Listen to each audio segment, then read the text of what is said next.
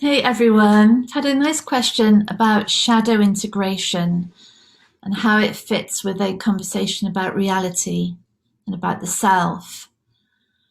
Well, shadow integration, I think it is Carl Jung who coined the phrase to refer to the elements of the identity of the self that are repressed and are pushed away in the unconscious mind. Um, yeah, and so shadow integration would be the allowing of those shadow elements of the self to come up, to be seen, and to be integrated back into the system, I guess we could say. And it really seems to me that that's a massive part of what goes on in an understanding of reality, and particularly in a understanding of what the self is. And it seems to me that this conversation allows for that shadow integration in a way that nothing else can really. Because what this conversation does is it shows how nothing is personal. So, firstly, the behaviors of others as we were growing up, as we were developing our worldview, our view of self, the behaviors of others, of parents, of teachers, of fellow pupils, of friends, of the media, of um, extended family, of people in the street, the behavior of others, which in that extremely impressionable, vulnerable time will have been so integral in forming the idea of self and integral in forming the fear and the shame and the hopelessness, the helplessness, the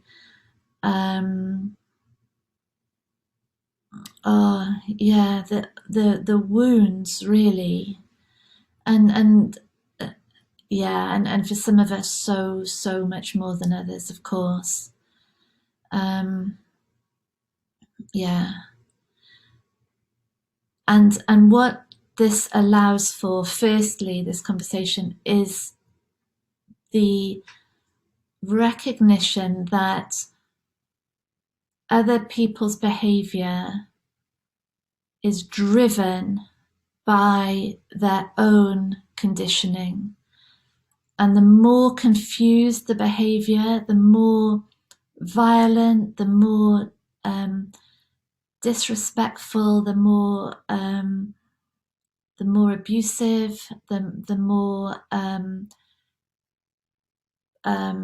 resistant, the more angry, the more fearful, the more confused it is. It's coming from their own conditioned experience of their own conditioned learning of their own self.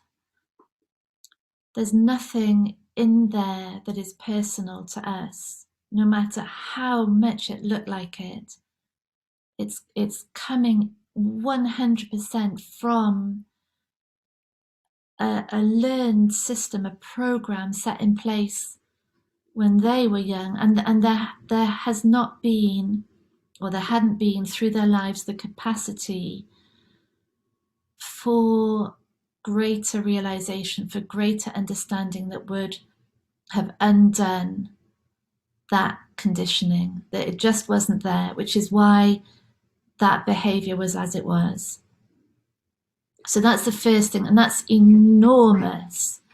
That's enormous for that to be seen. And then the second thing is the realization that the way things get learned by our own system, by the own body mind system, can't be any other way. It's that's a setup of the program as well. So the way someone's behavior is perceived and logged, and what it comes to mean, what belief is, what evolves from that, can't be any other way. It's the system doing it. There's not a me dictating what gets learned and how it gets learned. It's just what gets learned, and that creates a program. And in this program, there will be a learning of what's okay to talk about, what's okay to reveal, what's okay to show, and what isn't.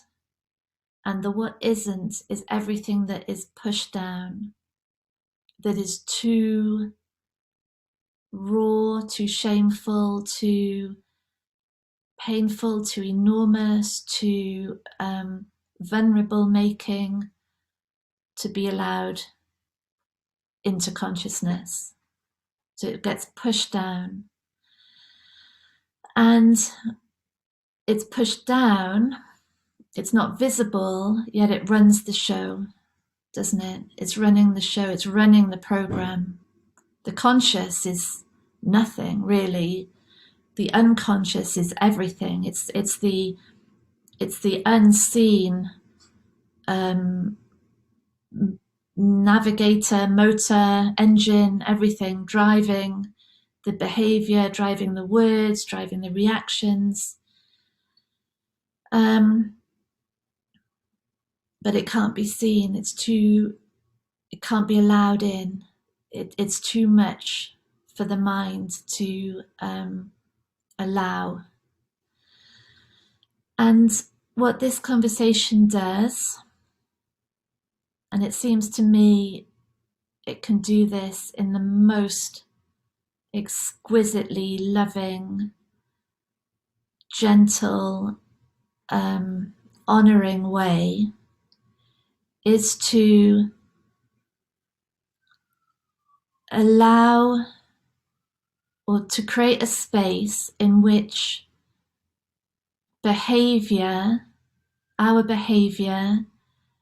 reactions, the way reality appears, the way other people appear, all of this is allowed to reveal what is going on in the unconscious, what's been repressed, what can't be seen yet. Because how I appear as myself, how others appear, is a function of that unconscious mind, isn't it? It's a function of the hidden fears and shames, desires, needs, desperation. It's a function of all of that. And so daily life becomes a revelation of what up until now has not been able to be seen. And because instead of, and because daily life is no longer just feeding into the story of self, feeding into that evidence of, all those beliefs. It's not supporting that anymore. It's instead with support of a teacher or a lovely community or a mentor, a therapist. It's showing. It's in fact this. It's showing how reality appears is the unconscious mind made visible, isn't it? Always. Can't be any other way. And so these things that were repressed are actually totally visible and available to be seen in our relationships, in our job, in our phobias, in our habits, in our addictions, in our frustrations, in our conflicts. It's all there. It's all there. And while we're not supported in seeing that, or while we're not ready to see it, all these things are just evidence of a world out to get me, of me as the victim, of evil people, of people who don't get stuff, of people who don't listen, people who are cruel. It's evidence. It's evidence of our beliefs. It's reinforcing our belief system. So it's reinforcing the conditioning, the program. But instead we say, well, no, it's not that, is it? And the suffering, we point out that the suffering is saying, no, actually, it all appears this way because of the program here. That's what makes it appear like this. And that can be tremendously hard. Yeah, I think it's very rare that I ever run a program that doesn't have at least a few people leaving, or some people angry at me, because it's very, very hard to hear that when our whole lives have been a fight against that. And so understandably, when we think of what that baby, toddler, young child mind was taking on, so understandable. But to maintain it is torture.